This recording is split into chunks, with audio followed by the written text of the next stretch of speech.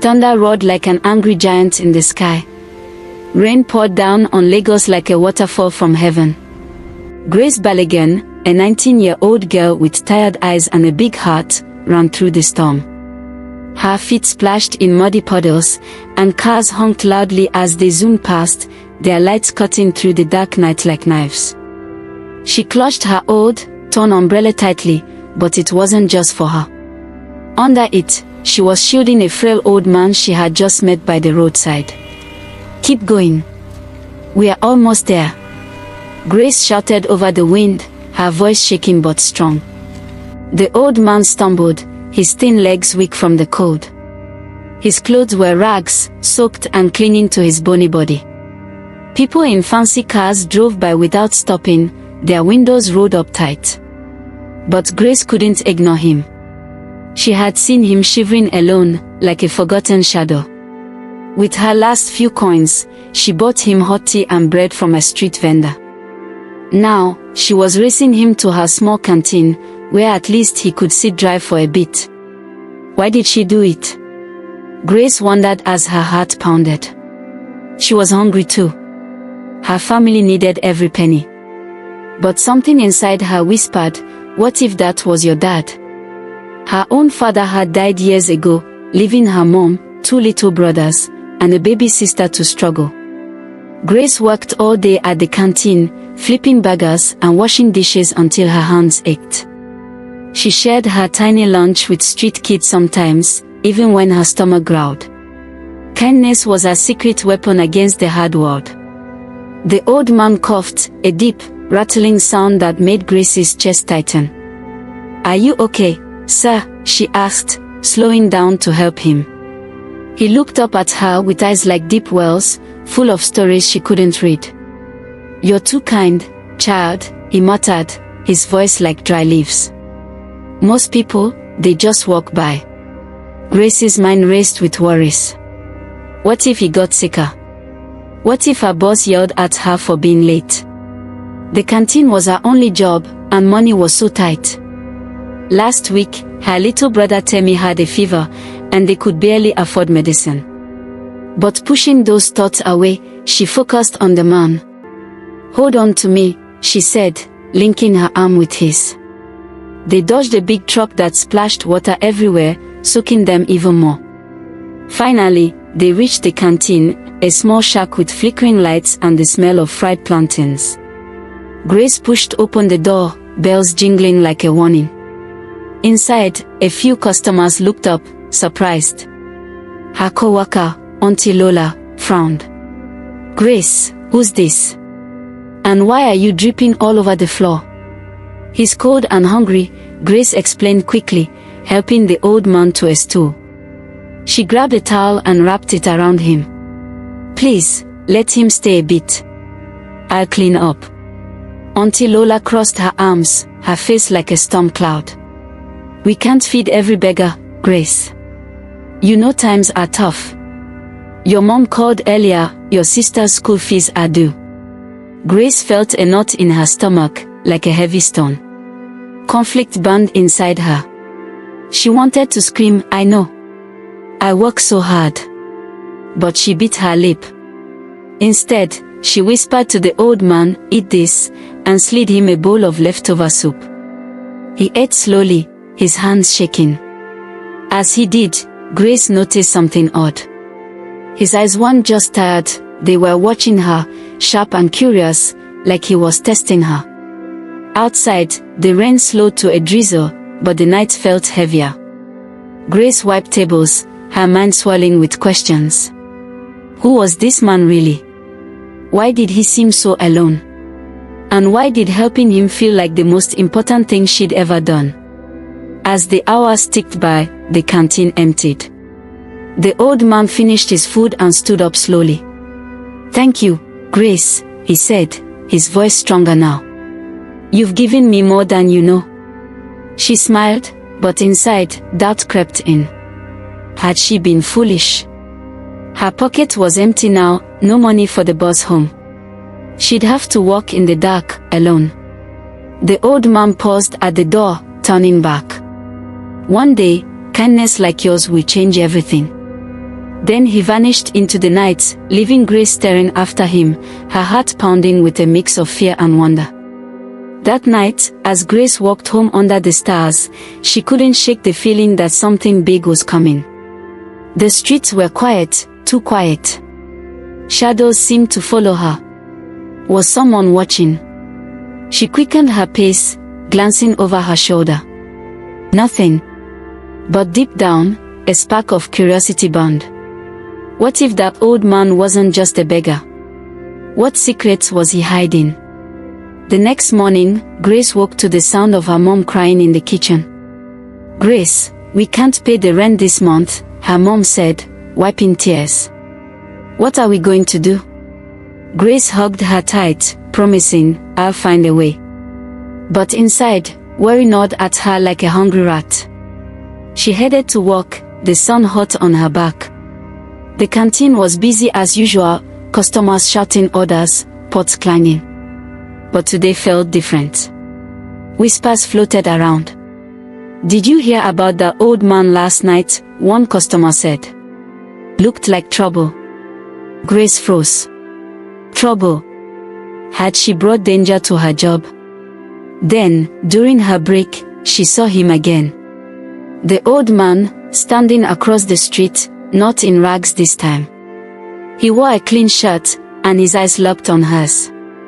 He nodded once, then disappeared into the crowd. Her heart raced. Who was he? Why was he back? Suspense built like a storm inside her. She wanted to run after him, but fear held her back. What if he was a thief? Or worse? Days passed, each one filled with tension. Grace worked harder, but her mind wandered. She helped more people, a lost child, a hungry dog, wondering if kindness was a curse or a gift. Conflicts arose, her siblings fought over food, her mom got sicker from worry. Emotionally, Grace felt torn, like a rope about to snap. But she held on, her kindness a quiet fire. One evening, as the sun set in orange flames, a shiny black car pulled up outside the canteen. Men in suits stepped out, looking serious. Grace's breath caught. The door opened, and out came the old man, no, not old anymore. He stood tall, his face clean-shaven, eyes sparkling with power. "Grace Balogun," he called, his voice booming.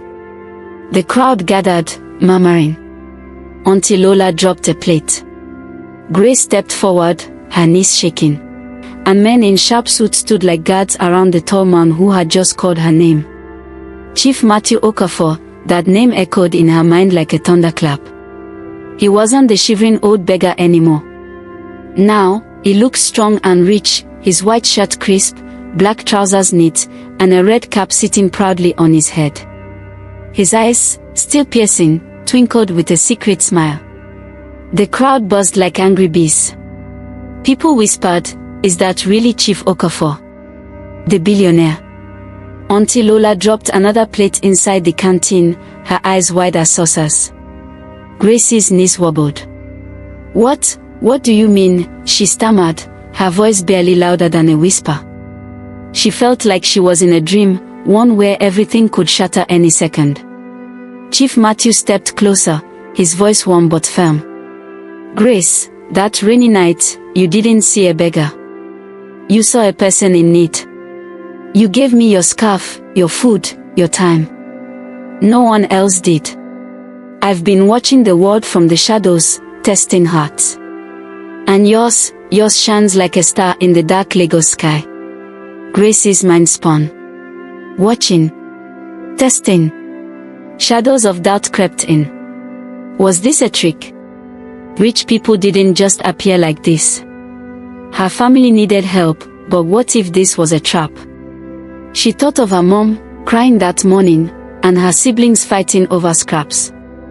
Emotion choked her throat. But why me? "I'm nobody," she said, tears stinging her eyes. The chief chuckled softly, but his face grew serious. "Nobody. Child, kindness makes you somebody. In my world of money and fake friends, I disguised myself to find real goodness. You treated me with respect when I looked like nothing. Now, I want to give back." He waved his hand, and one of his men handed him a shiny envelope. "This is for you. I'll pay for your school, university, anything you dream. I'll help your family too. New house, food, medicine for your mom. But first, come with me. Let's talk more." Grace's world tilted. Joy bubbled up like fizzy soda, but fear mixed in like bitter medicine. Go with him. Strangers in fancy cars. Stories of kidnaps flashed in her head. The crowd pushed closer, some cheering, others jealous. "Lucky girl," one woman shouted. But Auntie Lola rushed out, grabbing Grace's arm. "Wait. This is too fast. Who is this man really?" Conflict exploded inside Grace. Auntie Lola was like a second mom, always warning about dangers in the city. "Grace, think. You don't know him," Auntie Lola hissed, her plump cheeks flushed. The chief's men shifted, looking impatient. Suspense hung in the air like thick smoke. Grace glanced at the envelope, it felt heavy with promises. But what if it was empty words? I need to tell my family," Grace said, her voice shaking. The chief nodded. "Of course. My driver will take you home. We'll meet tomorrow." He smiled, but his eyes held a deeper shadow, like he knew more than he said. As Grace climbed into the big car, her heart raced faster than ever. The leather seats were soft, like clouds, but she felt trapped. The driver, a quiet man with a stern face, zoomed through Lagos streets. Lights blurred outside, and Grace's thoughts swirled. What if this changed everything? Or what if it was a lie? At home, the small house smelled of boiled yam. Her mom looked up from the stove, tired eyes widening. "Grace! Whose car is that?" Grace burst in, words tumbling out. "Mom, the old man, he's rich. He wants to help us." She showed the envelope, inside, papers about scholarships and money transfers. Her mom's face lit up like the sun, but then worry lines deepened. "Rich man? From where? We don't take charity without knowing." Emotional waves crashed. Grace hugged her tight, tears flowing. "It's real, Mom.